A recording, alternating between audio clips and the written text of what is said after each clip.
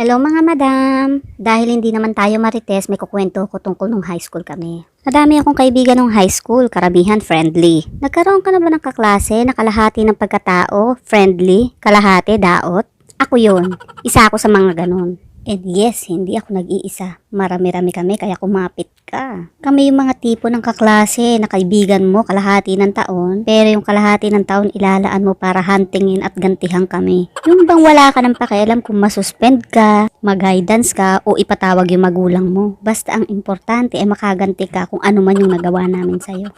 One time, inatake ng pagkamuryot yung isang Becky. Naku, napagtripan yung isang kaklase namin na may pagkapaminta, hindi pa umamin na Becky pala. Eh syempre, mga lola mo may gaydar, amoy na amoy namin ang pagka-Becky niya. O ito ngayon, one time. Lunch break namin, wala siya sa upuan niya. Ito si Becky, kinuha yung bag. Binuksan, naku nakita namin, may blue na lipstick. Naku, sumalangit na yung kaluluwa ni